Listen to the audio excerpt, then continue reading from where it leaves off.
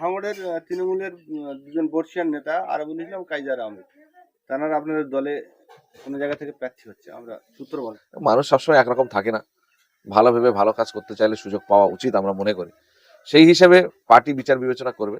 নির্বাচনে এটা হচ্ছে, আমি আপনাদের একটু ছবি করতে বলবেন 26-এ বলছি তো, জনগণ যদি এক্সপোজ না খাওয়ানোর ব্যাপার নেই। এবারে জনগণ একটা আলাদা জায়গায় দাঁড়িয়ে গেছে, অর্থাৎ জনগণের সামনে হচ্ছে বাঘ আর পেছনে খাদ, এরকম একটা জায়গায় দাঁড়িয়ে গেছে। যদি বেশি পেছনে সরে তাহলে খাদে পড়ে যাবে, আর বেশি সামনের দিকে চলে গেলে বাঘে খেয়ে নেবে।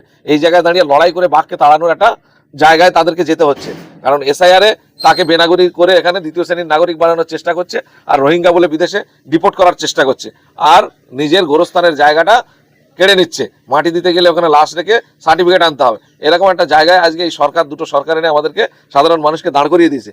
এই জায়গায় দাঁড়িয়ে মানুষ এবারের ভোট কিন্তু এই অন্যায়ের বিরুদ্ধে তার অধিকার প্রতিষ্ঠার লড়াইয়ে সে মাথা উঁচু করে ভোট দেবে। মানুষ ঠিক যাবে ভোট দিতে, কিন্তু প্রতিরোধ, আমি বলছি তো, প্রতিরোধ শুয়ে পড়ে ওই মস্তান বাহিনী যারা লুট করার চেষ্টা করবে তাদের বিরুদ্ধে জনগণ লড়বে, এইটা বলছি আমি। জনগণ লড়ে তার ভোটাধিকার প্রয়োগ করবে, নাহলে তো এবারে ভোট দিতে না পারলে ওই যাদের নাম লিস্টে আছে ওরাও বেনাগরিক হয়ে যাবে। এখন তো নতুন ভোটার লিস্ট হচ্ছে, এবারে ভোট দেয়নি যারা, মানে যারা ভোট দিয়েছে দুবার তিনবার করে, যাদের ভোটার লিস্টে নাম আছে তাদের নাম বাদ চলে যাচ্ছে। এই 60 লক্ষর বেশি যে নাম আছে তাদের মধ্যে তো তাদের নাম সব ডকুমেন্টস আছে, তারপরে তাদের নাম নেই।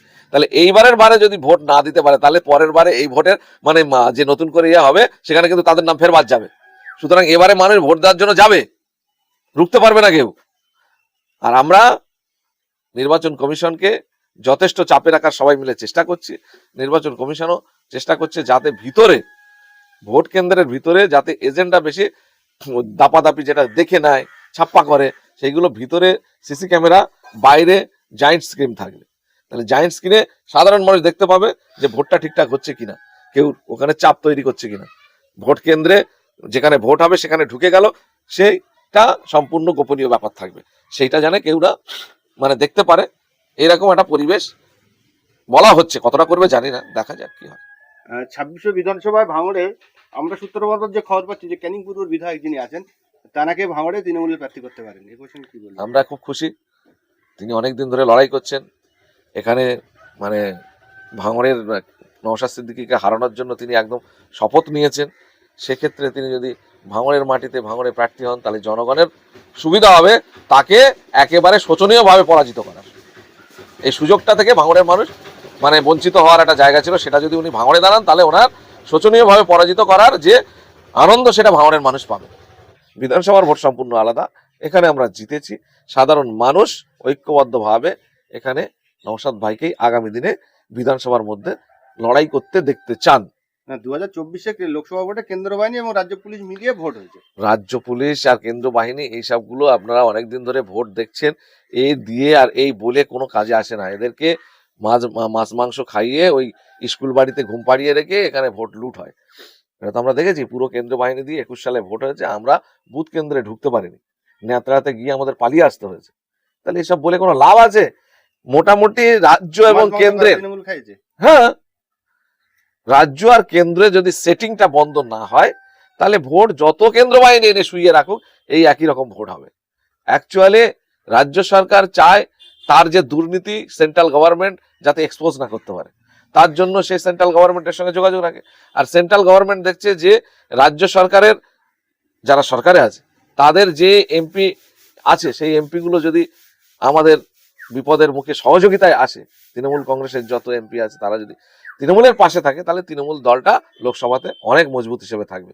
এই দুটো অঙ্কের কারণে দুজন দুজনের পাশাপাশি কাছাকাছি সবসময় আছে। নইলে যা দুর্নীতি হয়েছে পশ্চিমবঙ্গে, যারা দুর্নীতি করেছে তারা এতদিন সাজা হয়ে যেত, তাদের সেসব কিছু হচ্ছে না।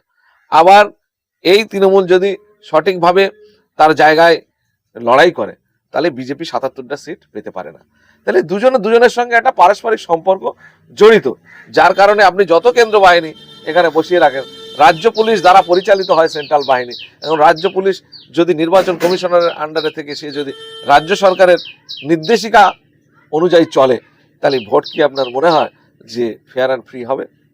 2024 সালে কেন্দ্র বাহিনীদেরকে মত আগামী দিনে কিন্তু এই কথা বলবার জন্য তিনি গারদের পিছনেও যেতে পারেন। কমিশন বলছে, কমিশনে জিজ্ঞেস করা হচ্ছে যে কত রোহিঙ্গা পেলেন, বলছে ওটা আমাদের দেখার দায়িত্ব নয়। কমিশনে দেখার দায়িত্ব নয়, শুভেন্দু অধিকারী বলে খালাস। দেখার দায়িত্ব যাতে ভারতের প্রতিরক্ষা দপ্তর, ভারতের বিদেশ দপ্তর এবং ভারতের স্বরাষ্ট্র দপ্তর অমিত শাহ, তিনি পর্যন্ত এখানে এসে বারবার বলছেন অনুপ্রবেশকারী ছড়াবো, কিন্তু প্রশ্ন যখন করা হচ্ছে যে কটা অনুপ্রবেশকারী আছে, একটা শব্দ তাদের বেরোচ্ছে না। এর থেকে বোঝা যাচ্ছে যে ভোটারদের ভোট নেওয়ার জন্য এই মিথ্যের বেসাতি ফেলেছে এই দেশের সরকার।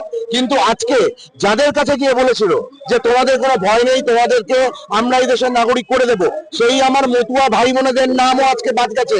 আজকে তাদের সামনে যাওয়ার মুরদ আমাদের দেশের প্রধানমন্ত্রীর নেই।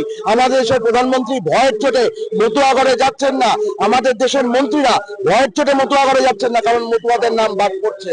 আজকে সবার আগে উত্তর দিতে হবে এই দেশের মন্ত্রীদেরকে, অমিত শাহকে, নরেন্দ্র মোদীকে, শুভেন্দু অধিকারীকে, যে রোহিঙ্গাটা দূরে থাক, আগে আমার দেশে যে মতুয়ারা এত দিন ধরে বসবাস করছে, যারা এই দেশে ট্যাক্স দিচ্ছে, তাদের নাম বাদ যাচ্ছে কেন, এই প্রশ্নের জবাব আগে দেবে, তারপরে রোহিঙ্গাদের নিয়ে হচ্ছে হিসাব করবে।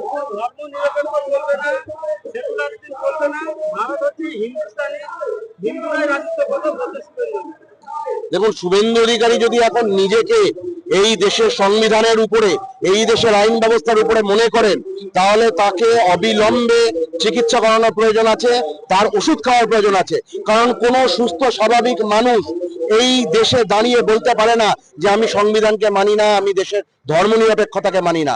তাই শুভেন্দু অধিকারী যে কথা বলছেন যে এই দেশটা ধর্মনিরপেক্ষ দেশ নয়, তো ওনার হয় মানসিক সুস্থতার প্রয়োজন আছে, আর তা না হলে অবিলম্বে, যে কথা আগেও বলেছি, যে এই দেশের সংবিধানকে লঙ্ঘন করবার অপরাধে তাকে গ্রেপ্তার করে জেলে পড়া উচিত।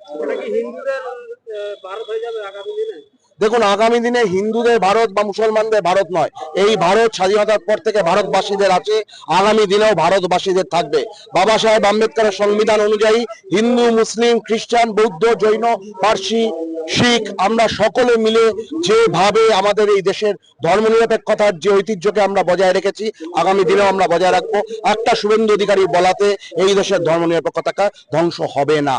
আগামীকাল মমতা ব্যানার্জি এই এসআইআর নিয়ে মোর্চা চ্যালেঞ্জে ধর্ণা দেবেন।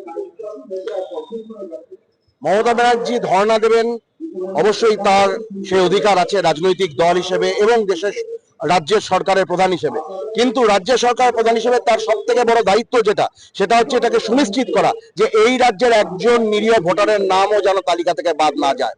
আমরা আইএসএফগতভাবে মনে করি যে ধর্ণা দেওয়ার বদলে তার যে ক্ষমতা রয়েছে, সেই ক্ষমতার জায়গা থেকে তার উচিত এই দেশের যে নির্যাতন কমিশন এই ধরনের কাণ্ড ঘটাচ্ছে, তাদের বিরুদ্ধে সরাসরি আইনি ব্যবস্থার মধ্য দিয়ে গিয়ে এই যে সমস্ত মানুষের নাম বাদ পড়েছে, তাদেরকে আইনি সুরক্ষা দেওয়ার ব্যবস্থা অবিলম্বে গ্রহণ করা এবং অবিলম্বে রাজ্য বিধানসভাতে এই প্রস্তাব পাশ করা যে একজনও বিবেচনাধীনের নাম বাতিল করা যাবে না এবং বাতিল করলে ভোট ঘোষণা করা যাবে না, এই প্রস্তাব পেশ করা উচিত বলে আমরা এসে মনে করি। আমরা আশা রাখবো আগামী দিনে মমতা বন্দ্যোপাধ্যায় এই কাজ করবেন। যদি তিনি না করেন, তাহলে আমাদের বুঝে নিতে অসুবিধা হবে না যে মুখে উনি যাই বলুন না কেন, আসলে ভেতরে ভেতরে এই দেশের কেন্দ্রীয় সরকার এবং বিজেপির সঙ্গেই তার সেটিং রয়েছে।